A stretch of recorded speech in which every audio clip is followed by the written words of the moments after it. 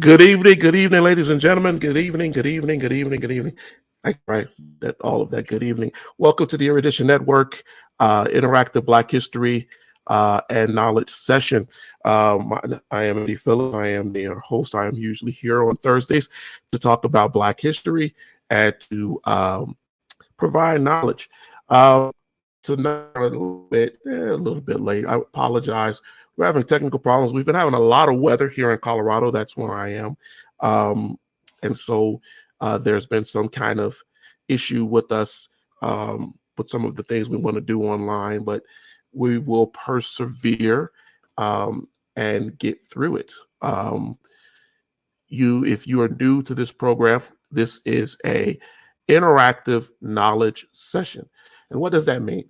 That means that what I try to do on Thursday evenings is to, go over history with you, but I want to be able to do it in a way that you can interact, ask questions, and we can grow together.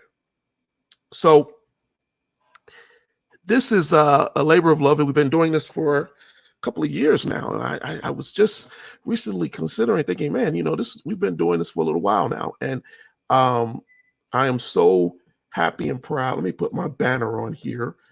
I'm bad at keeping my banner on, and I do apologize. Erudition is always looking for any kind of help, assistance that you can provide. We ask people to come on, but if you want to help out with the program, we have a ticker down there. We have a Cash App that you are welcome to help us to grow. It's when we buy our equipment, our mics, our lighting, our cameras, things that are used for the program. We get those by the donations and of our subscribers and those who support us. So we greatly appreciate anything and everything that you may be able to send or help out with. And that's what the ticker down there shows. But getting back to it, last week I did an episode in which we talked about, I wanted to get into this series of discussion on how schools and education has been done in this country. It was a very good session. We had a lot of people involved, and I really appreciate those who came online to get to opine and talk about how they felt about the subject, because it is a dire subject that is affecting us. And many of us, who are parents, we may not know this, but it may come up in our lives with our children. And so having some education on how to address, counter the erroneous narratives out here is very important. We want to be able to safeguard our children in this environment. Education is under attack in this country. One of the reasons why we do this program and the programs that we do on Erudition is because of the attack that's being waged on education. And I take my time every Thursday to come on and talk about these issues because I do believe that they are important. They are important issues that we need to address. Last week, if you remember, before I go further, we've been having problems, as I said. So I have a PowerPoint that I wanted to use last week, and I thought I would be able to use this week. But every time I try to upload or even to share my screen, my PowerPoint program is giving me a problem. So please, please, please, please, just kind of work with me tonight. And if you need clarification or clarity, if you're not in a live session, just send us something over the comments, and I promise you I will answer whatever questions that you have. And what I think I'm going to wind up doing is uploading the actual PowerPoint to our website and our Facebook page if I can't get it on next week, right? But because we will have already gone over some parts of this lesson, some of it will be just for us going back over it, but you will still have it. Who's on? Tina, good to see you. Thank you for chiming in. This episode, we're going to go a little bit deeper. We're going to go a little bit deeper into the history. Last week, if you remember, we spent a lot of time talking about what term you use, the unteachables, the uneducable, and the history of how race and intelligence in schools have been weaponized, and how the placement of Black children in special education was done for a purpose to get around and to still structure the stratified country in a way where Black children and children of color were not receiving adequate education, thus making them able to compete in the workforce and in society. So we talked about the labels that were used, right? We talked about how in the early days, up until just around the 80s, they had the term educable mentally retarded, or EMR, right? And when that term became politically incorrect, they changed that term to LD, the learning disabled. And then they added in the learning disabled the emotional behavior disordered, the EBD. So I really wanted us to go further and how that happened, right? How do we get to that? You know, there are so many people, so many children being labeled as EBD. You see it in the media, you see it in the news, you see it everywhere. And there's a disproportionate amount of it that has affected particularly Black males. And so I wanted us to go a little deeper this week. I see your comment, Tina. Yeah, the teachables was a hot topic next week. I'm looking forward to the rest and your graphics because, well, here's the thing. I would like to get our graphics on. For some reason, PowerPoint is not even opening up. I may pull some things from the web and try very hard to share the screen and go that way. We'll do that as we go through this lesson. I also was trying to give a little bit of time. You know, people come on a little bit late. We are on at 5, and I know people are coming home from work. Different things are going on. So we always try to give a few minutes for people to join the broadcast and to join us in what we're doing. So I give kind of drag it a little bit because I wanted to see if I can see how many people we get on. But this is such a deep lesson and a lengthy lesson, and I really kind of want to go forth and just kind of get into this. Okay. So as Tina was saying last week, we it was a good topic, and I gave you the introduction of it, and I didn't hit you with too much history because I wanted you to kind of get your mind around the topic itself, right? Please forgive me as I'm talking to you. I'm actually sending out um, another form here, but it is such an important thing to talk about the education in this country because we're seeing that it's still being attacked. If you go and you look at and I said this last week, 90% of the teachers in the country are um, white female, 90% by the last statistics, right? And a couple of months ago, I had shared a actual went over this whole teaching lesson and showed you how that's disproportionate and how that has affected particularly males. Because what you're seeing is people are um, looking at black males and males, people of color, as aggressive, as unmanageable. And now you start to see um, um, how they are as far as the unteachable. And so we wanted to kind of go into that. All right, I belabored this enough. Let's get on into this lesson, okay? So when we think about people who are unteachable, right? Will we consider the idea of who they are? And we talked about just a moment ago the EMR, the LD, and the EBD.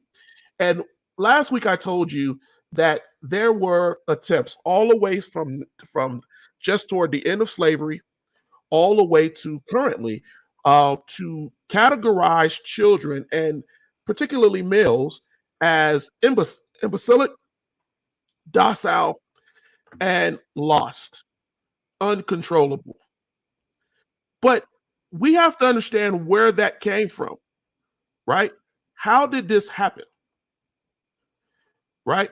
Because see, the belief in not being able to teach people makes a difference in intelligence and in education, right? You know, I gave you a quote last week, the W.B. Du Bois, in which he said that, psychology, the study of the mind, men use that education in order to say that children were different based on their color of their skin, and they ranked them lower than white children because of that. I talked to you about Ian Hacking, another academic, who says that sometimes science created new kinds of people, new kinds of people. That was the term, right? To be able to differentiate, to be able to separate folks. And we're seeing that right now. We're seeing that today. We're seeing that today in our daily lives. Right? We have children who, because they are not able to be controlled, they have been told that they are not able to be. And I think in this country, we have forgotten that education is not something that is very new. No, let me clarify. Compulsory education. And if you don't get what compulsory means that you are mandated by state to send your children to school. If they do not go to school, if they do not attend the schools or attend or become educated, then there are fines and there are things that can be done to the parents, even up until taking your children out of your home.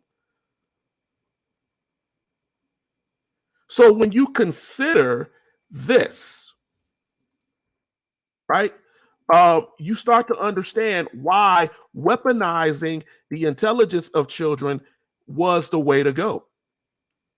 Was the way to go. See, there used to be a time where there was no compulsory. There was no compulsory. It was easy for you to go and not allow your kids to go to school. They could work out in the fields all day. They could work out in the factories all day. We had child labor issues where children were dying in these factories. Children were dying in these places. And so what wound up happening was there was no real push to mandate or have poor whites, because that's a part of it, and children of color, former slaves or whatever, to be educated, because the lack of education kept them out of the mainstream, out of the workforce. It kept them docile. It kept them controllable. And so we are in a position right now where we're starting to see that again.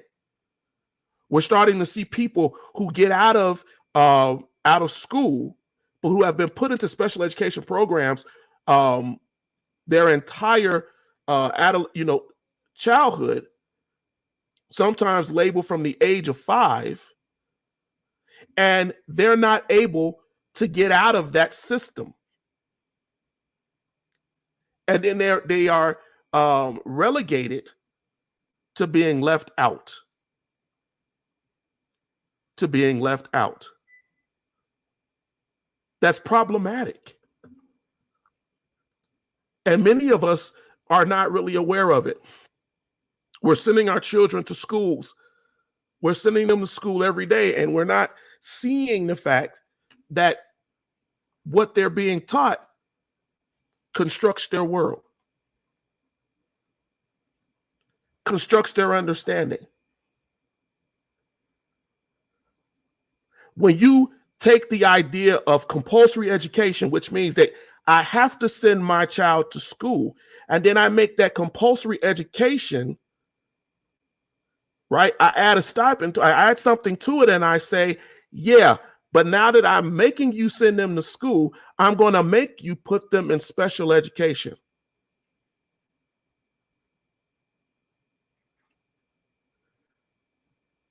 We don't see the racist, classist, misogynistic motivations that are pushing folks as they use psychologists and they use learned people to tell us that this is what this is supposed to be. To tell us that our children have to be taught this way.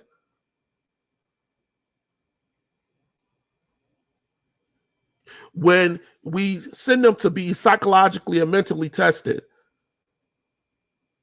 who are we sending them to? For over 100 years, we have seen the bias and the corruption of those systems. And until Black psychologists, psychiatrists, sociologists, people got involved after the civil rights movement to actually study these things, and then we start to see how it has been manipulated. Think about this. If a Black person was not seen as intelligent enough to vote, how is it then that they were seen or deemed suitable for general education? Many white and biased racist people saw it that way. And they had no desire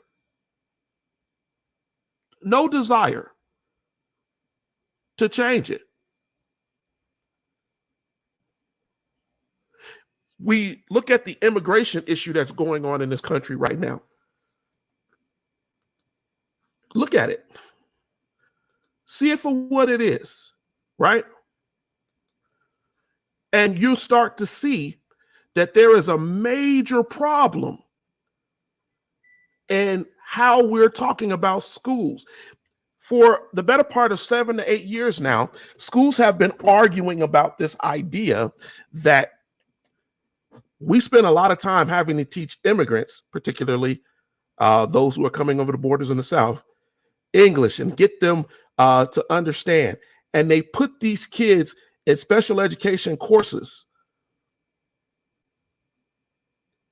And many of these kids are bilingual. They actually are better than the kids who are in these classes who speak only one language. But that doesn't matter. We want to make it something that it is not. I say we as a country. I didn't say us particularly. And this is part of the problem. If you go back and you look in the 1930s, the 1930s show that the working class and the poor families, whites, the immigrants, and I'm going to include the people who it were. These were the Italians, these were the Asians, right? And even the African Americans and even the Irish, right? They were considered to be lowercase at the bottom. And even during the progressive era, when we started to have work weeks and we started to have compulsory schooling, all of this, right? The first couple of decades, the first 30 years of the 20th century shows us that nativity, wealth, and class were considered the requirements for you to be educated to go to school. Anything under that, there was no need for you to be schooled or educated. And so we fell into a hole. And we're still in that hole. If you think about 1912, I told you all last week, the issues that were going on even as far back as 1912. And I was telling you how, people were making up these lies, right? These falsities, these fallacies about the education, the mind and the intelligence of people of color. They were telling you that, and telling our ancestors that we were ignorant. And by the basis of our ignorance, we should not be taught.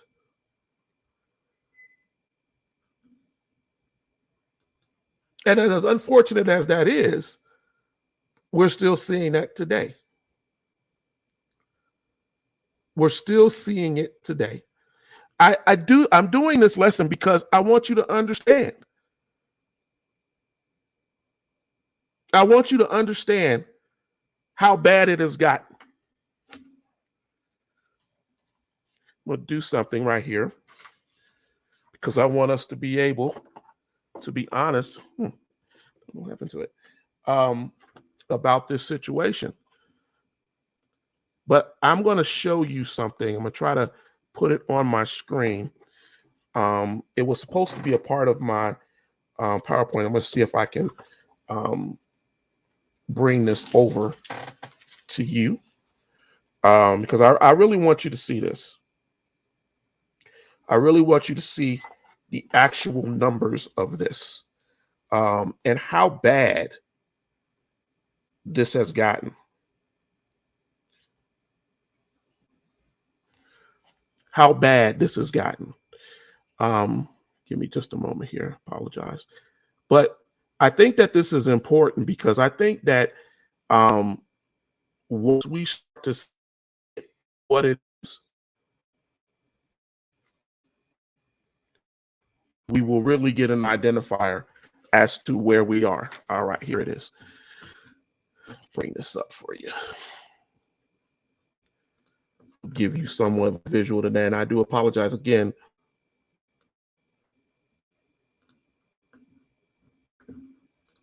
There it is. So I want to look at this. Just took a picture of this. Last week I was talking about how badly things have gotten, and how they are being manipulated. When we look at this picture that I'm sharing with you right now, you see the beginning grades, and I mentioned this briefly last week, of how children were entering into school reading at high percentage levels, at very high percentage levels, and how over time, right? Over time, we're starting to see that they dropped off. And by the time a lot of these children were getting into high school, you saw complete utter changes in reading habits. To go from a third grade reading percentile of 63 to, by the time you get to seventh grade, reading in the fourth percentile, having no progress being made in reading and education, and then blaming it on the children being unmanageable, the children not being able to be taught. It's a problem.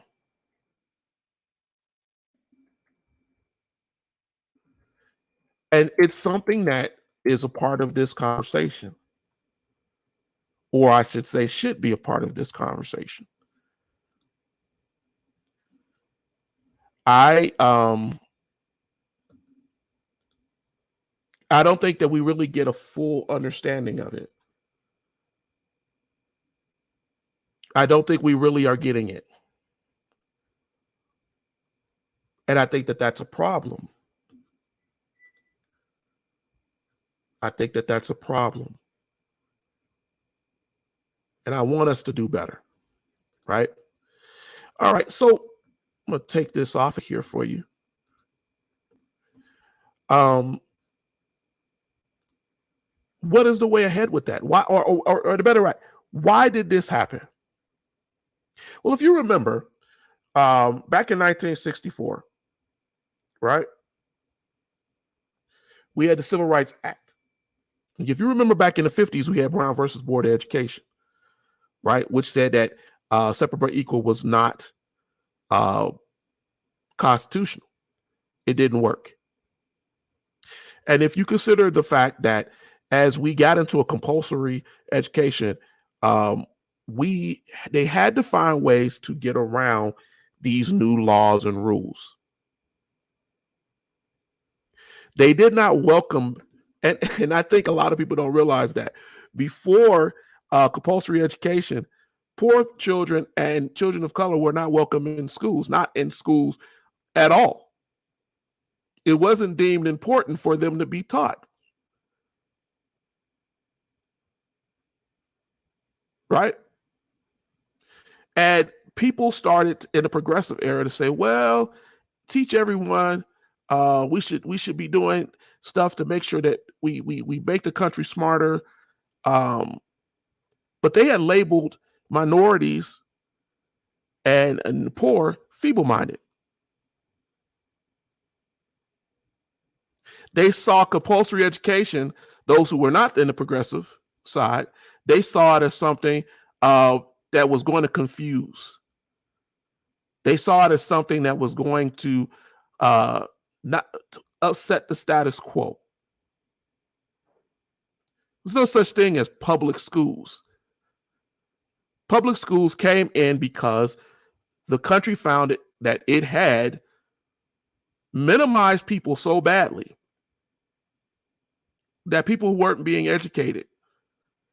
And you can't compete with other countries when your vast populi is uneducated, ignorant, and a lot of times not by their own choice. That didn't mean that there were not people who saw teaching minorities, blacks in particular, as anathema to their system, and that they saw it as a way to undermine them. Now, they did believe that the rich, what was considered the middle class of that time, they deserved a quality education because these are the people who are going to go into the workforce.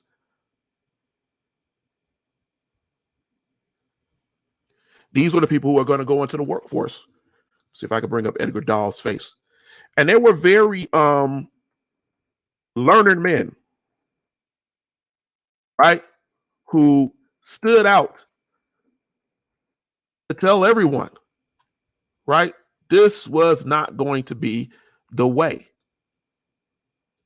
This is not what we should be doing. Right? Edgar Dahl was one of them. Edgar Dahl was one of them. I was trying to see if I could bring up his picture, but Edgar Dahl, he was educated at Cornell University. He was a very knowledgeable guy. Right?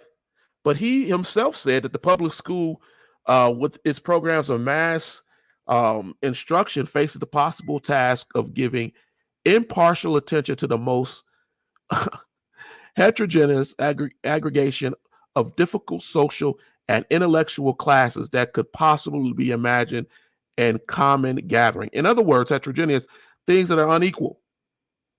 They're not equal. Right? And he felt that mass instruction was mass destruction. And that there should be a selective system to keep the dullards and the morons outside of education. Now, Dahl himself would argue with you that he was not racist and that he was basically just saying that what was put out in the early 20th century, survival of the fittest. These people were not able to survive because they were not fit enough to learn.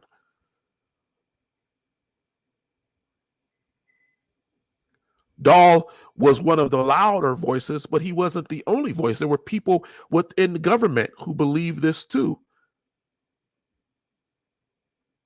And they allowed changes. There's a man named James H. Van Sickle. He was the superintendent of Baltimore Public Schools.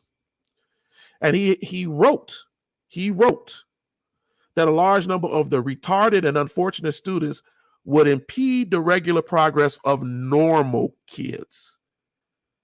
What did he mean by normal? He meant that white kids, middle class, upper class, would be impeded by mixing with poor whites and definitely blacks. And that the way ahead for that was to create disabilities, was to advocate for special education, special classes, special systems to teach these children and to keep them stagnated.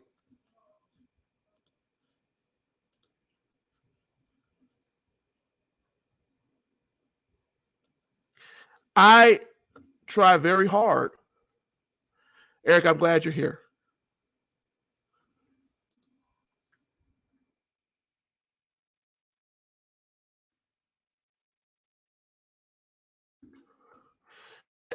The impact of sliding people in education was fully realized by observations of world trade.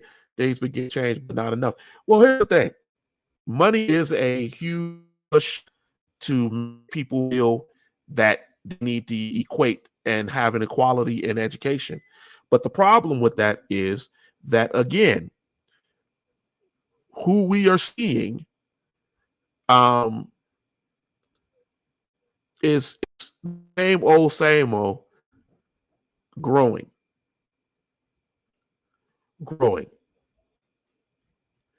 I don't know what to tell you other than the fact that even when you look back, and I can give the history of it and I can go through it,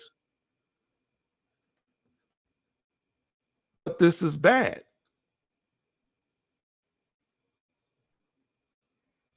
I apologize if we seem to be, our signal seems to be dropping a little bit. And I hope you're still able to see me. I see we're having a little bit of an intermittent problem in our streaming right now. I hope you all are still able to. Please let me know if are not able to hear or see what is going on. We try to shut everything down when we stream on these programs because we know that technical issues, my wife likes to say, do happen. And, when you have a house full of people, that's a big thing to do. What'd you say, Eric? Yeah, breaking up. Yeah, I can see that we're ramping again right there, and I do apologize. I'm sorry. Good to see you, sir. Thank you.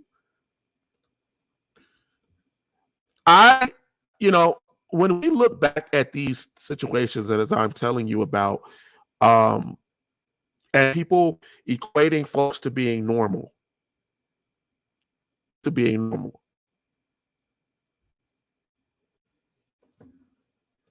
You said what, Eric? No, our internet it's just weird sometimes. I try to make sure that we minimize everything so that we can stream well and tell everybody to get off of everything else that they're on so we can give you the best program as possible.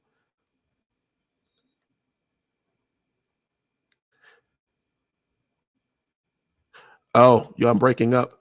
I apologize.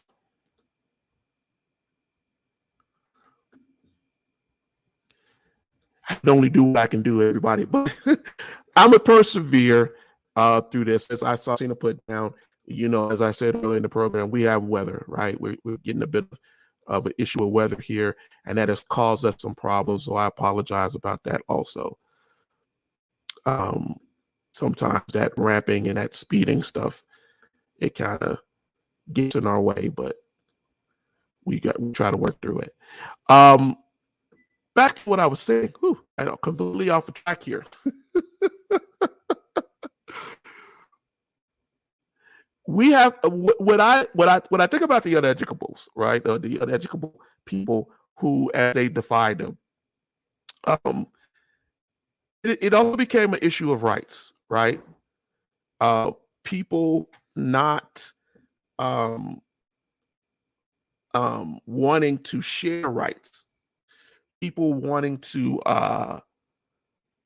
do things that were hurtful and harmful to particular people and deny them the freedom that they deserve.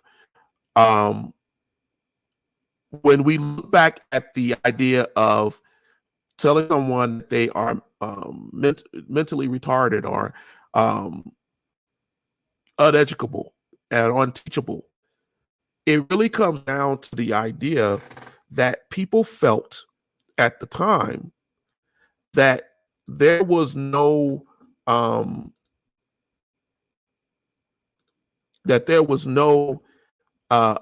reason to teach folks who just came out of the field. And so there was no desire, as you look back and you see the EMR, the educable mentally retarded, and how some people back in the 50s, 60s, and 70s were deemed educably mentally retarded, who we see now are very successful in business, life, finance, but will tell you that coming up had to work outside of the idea of being labeled retarded or having a learning disability. My grandfather, I was reading a book that was written about him. It was written about a Catholic priest, but he worked with him, and they have a part of the book where they talk about my grandfather. And one part of it, my grandfather says that he knew he had a learning disability, and he had to work on things to learn it. And I pushed back on that because as I read that, I understood the times in which he came up, and I understood the history behind what was being done. Because my grandfather was very skilled with tools. He was very skilled in many different things. He was not unteachable. But the idea of being told that you're unteachable at an early age stays with you even throughout your adulthood. Even as you get older, it stays with you. And then when you are when you have compulsory attendance laws, compulsory education, and you have to send your child to school. And then now they have to be there. And now they tell me I have to put them in a special education class. Because not that they have a physical handicap, but because I deem them to be emotionally behavior disordered. They seem to push back when I teach a class. They seem to ask too many questions, challenge what I'm saying. And so when that becomes an issue, right, then I have to say, no, that's not normal. There was a term for that. I'm going to get into that in a moment, called ableist. An ableist. Most Americans today don't really know what an ableist is, but it's still out there. People who claim to be protecting the rights of the capable and the normal. People who say that they're trying to fight for those who are going to be better for society. They invoke racial and class discrimination, and they're misogynistic. And they ascribe intelligence to people who look a certain way, who come from a certain background, who have certain degrees, and assume that everybody else is not normal. And the question has to be then, how did those things get pushed on people? How did we come up with these differences that are imposed on our children? How do we get to a situation like what I just showed you with that picture? How do we get to that? How do we get to a situation where we have children going into school, reading at a higher level, and then failing or having no progress in the entire time that they are in compulsory education? Some of that comes from us as parents, as a community, because we're not teaching the way that we should. We're not putting an addendum to the education that is being provided. We're not doing it because we have been taught, and we came up through a system where we felt, and I've actually heard parents say, well, you know, I do well in school, so I don't expect them to do well in school. That is not the truth. We don't approach it from an autodidact mentality where we are self-learners who want to get out there and learn.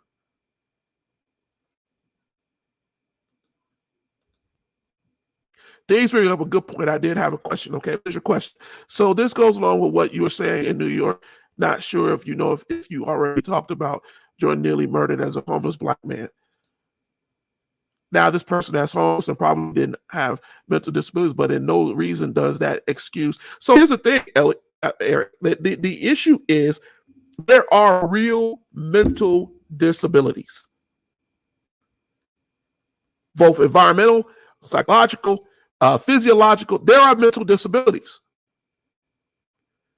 But when we get to the environmental disability, a disability that is created because of the society, a disability is created because of stagnation, a disability that is put in because you have pushed somebody down so that they cannot learn, or they feel they cannot learn. When we make learning a chore, a challenge, something painful, when we send our kids to compulsory schools and then allow them to be put into a special education program at a very early age where they automatically feel that something is wrong with me. And we joke about the little bus, the small bus,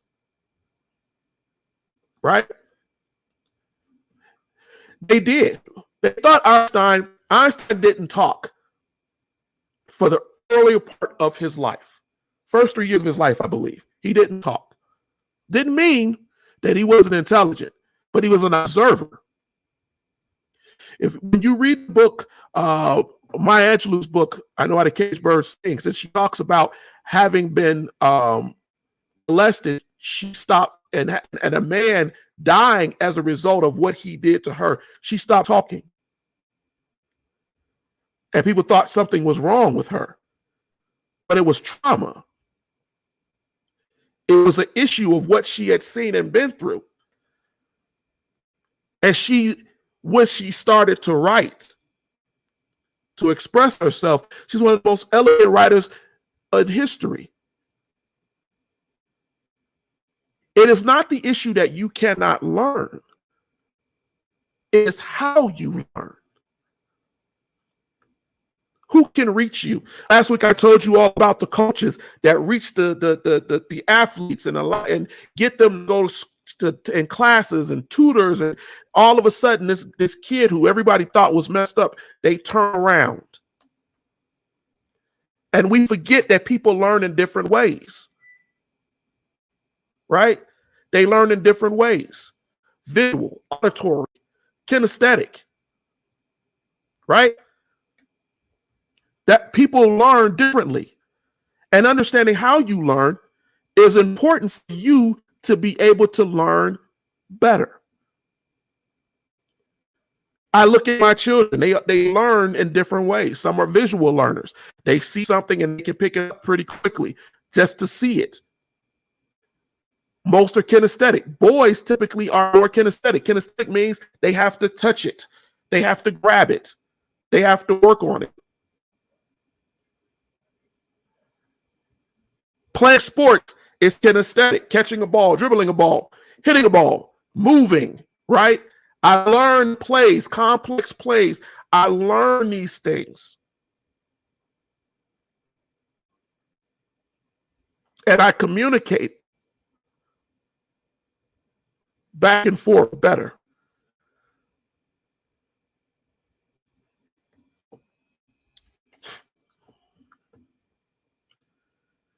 Two black twins that spoke their own. I've seen that, and I know about those two sisters. And a lot of that too just comes down to learning. Now, they had some trauma too. Things that had happened. How we learn is important. I don't know if people really understand how badly our children are being represented in these schools, or the historical ramifications of it,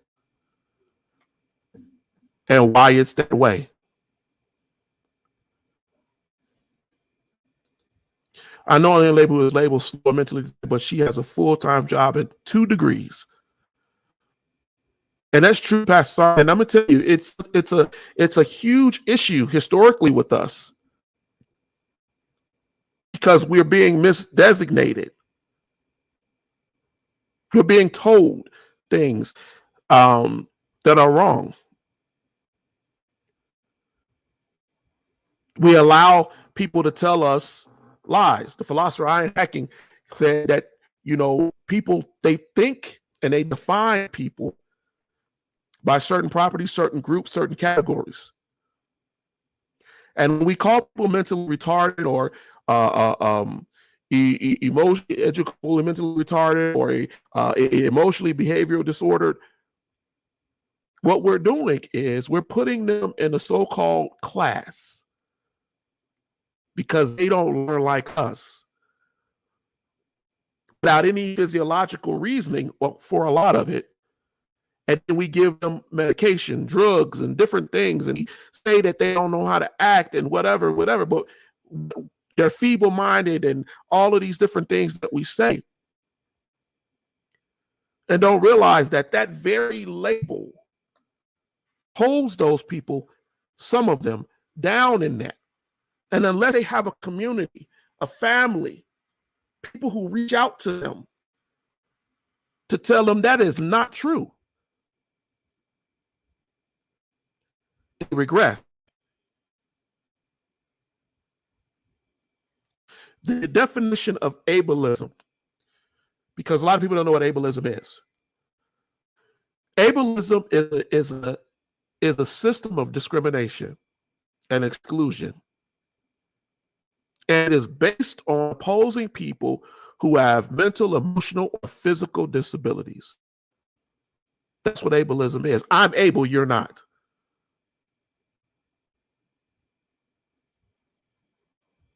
Ableism holds so many of our young children back.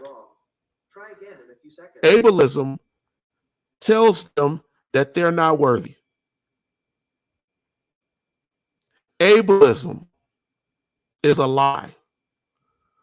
It is a position of power. It is a pathological system designed to make someone feel inferior. Because if I say that I'm able-bodied and able-minded, I'm normal, and you're not. That's a problem. We've had presidents, senators, congressmen, governors, even recently, talk about people being able, people being strong to do what they need to do.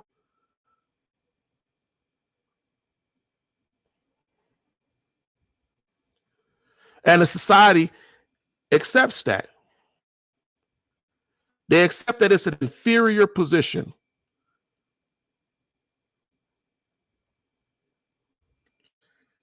Ableism is just as bad as sexism, racism, classism, but few of us talk about it. Few of us even focus on it. Few of us even want to even understand that it exists. And it is affecting our children.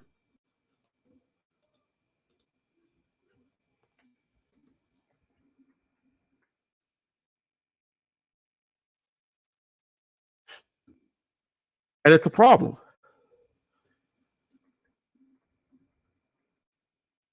It's a problem.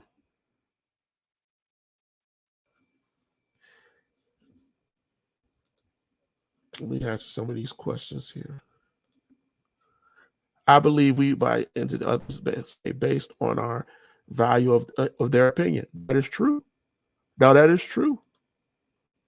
From my experience, despite intellectual ability and method, just get the person to understand equals successful education. That is absolutely true to them. But then it's the idea of what are we getting people to understand? I believe that homeschooling should be schooling a normal way of schooling, even if your kids are going to brick and mortar school. I believe that education, as the ancestors used to look at it, is a home thing. It starts in the home. It grows in the home. If I'm not good at this math, let's get good at this math together. If I don't understand this history, let's learn this history together. Let's discuss it at a level where it becomes normal in our home so that when we talk about these things, you have a reference. You have a reference point. If I know that you learn visually, let's look at some things. If I know that you learn auditorily, right, let's talk about it over and over again till you understand it and I understand it.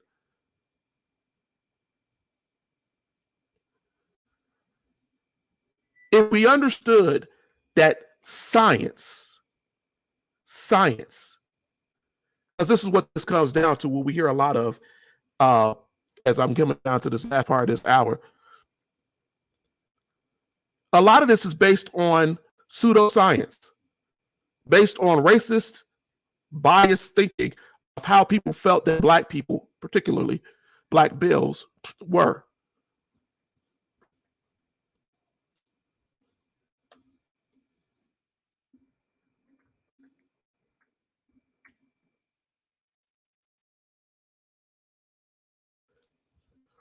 And I think that we have to address that.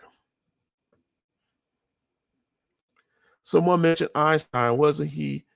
Yes.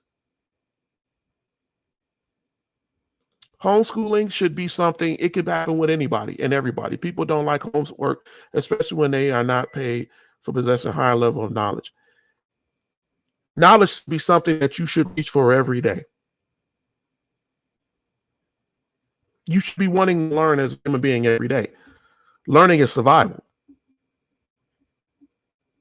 If you don't learn how to walk, talk, eat, right? What to eat, your survival will be hindered. If you eat the wrong things because you didn't learn how to eat properly, your survival will be hindered. If you don't properly learn how to drive a car, but you get in behind a car, your survival will be hindered. If you don't learn to read and you don't know that sign, or you don't recognize colors and you don't realize that stop sign, right, is telling that car to stop, or that green light is saying the car should go, and you walk out in the street, your survival will be hindered.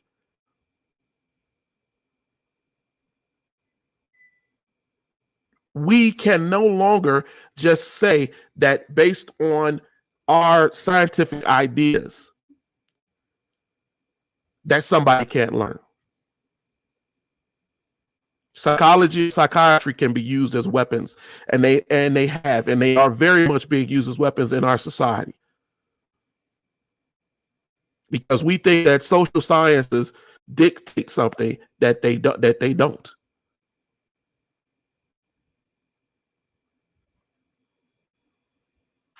Science is based on observation. But what we also should know about science, as I saw someone brought up Einstein, is that observation cannot be biased. Once you allow your biased motivations to get into that observation, you will always hinder your knowledge. You lean to your own understanding, as the Bible says. You're to what you think, not what is evident. And we use those biased observations to create statistics. We take those statistics, and that allows the ableists, right, folks, to come up with a system to say, well, given that these young people lived in poverty, this is how they think. And they label everybody with a broad brush in that way. We don't consider the outliers. We don't consider the things that played into it, because we throw those things out as we come up with our experiment. And then we write policies based on the statistics.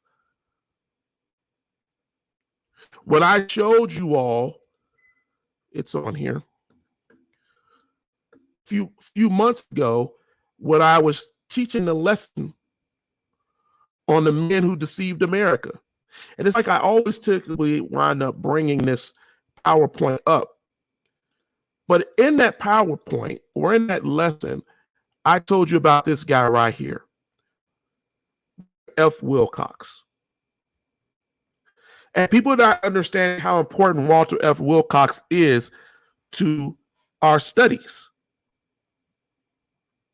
Walter Francis Wilcox wrote books on Black criminality. Walter F. Wilcox wrote books on Black families, post-Civil War, antebellum. But people don't know.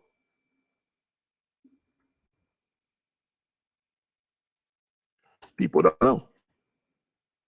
And they don't follow. Right? Wilcox came up with theories on Black people. Wilcox had the belief that we were ignorant, like the people we talked about. Wilcox was an ableist.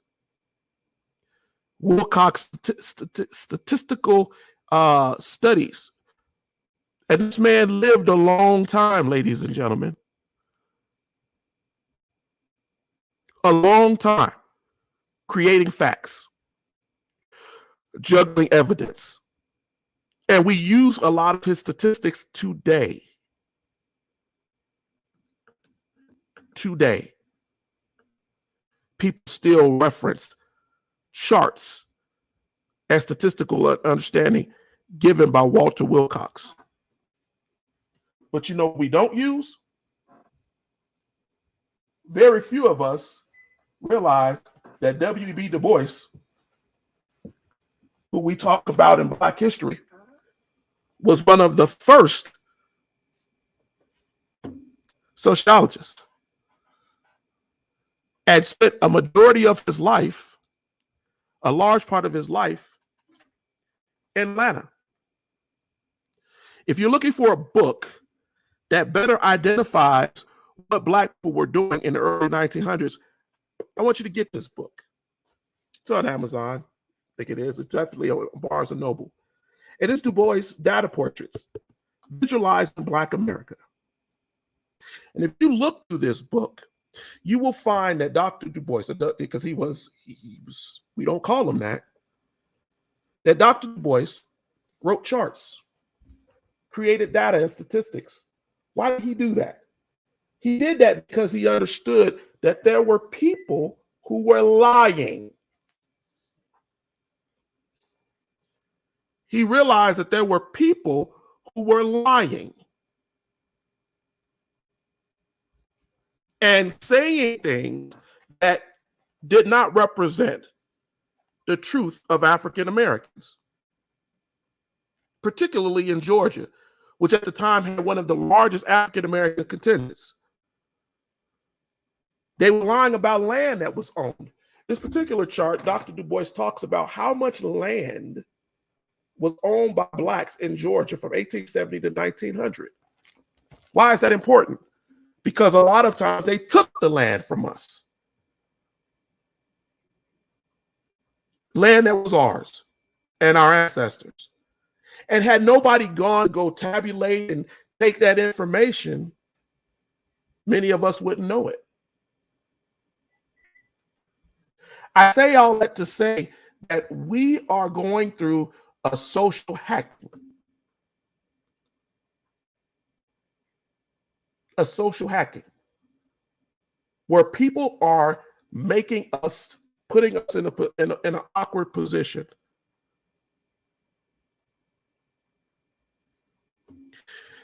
I've reached my hour. I hope you all got something tonight. I really greatly apologize, and I'm going to investigate what's going on. I do believe it has something to do with some of the weather, but I really greatly apologize to the quality of the feed tonight and how it degraded and didn't seem to come back. But I thank for all of you who stayed with me. I hope you heard exactly what was being said tonight. We're going to go back into this next week. Third part of this.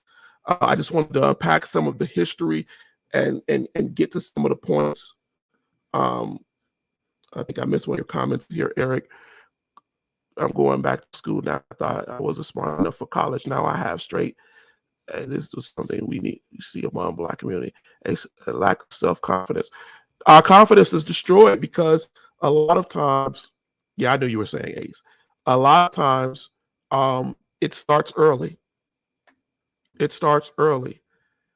When you go back to that picture that I just showed a little bit ago, and you see how our children are dropping off in their education, it's frustrating, it's bad, and it hurts. It hurts me to see what is going on with our kids. If you take nothing else from tonight's episode, if you take nothing else from it, I want you to look back. If you missed it, you can go back. But I want you to look at what I shared here. This is just a quick snapshot. Think about a child going into school, and by third grade, they're reading at a 98 in the 98th percentile, dropping down to 35.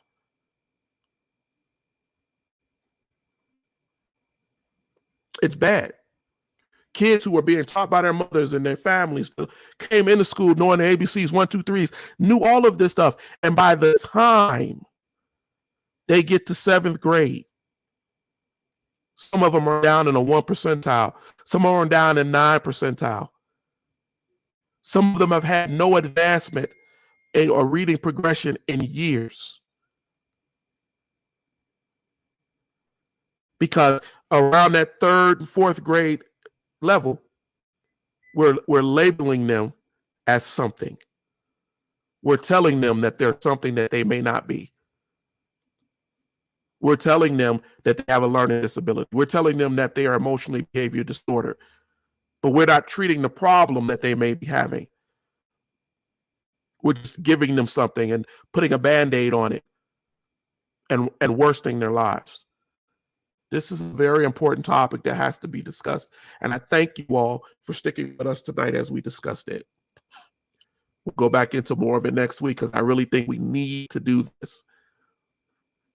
But I've been on for an hour. I thank you all. Let me see these last comments.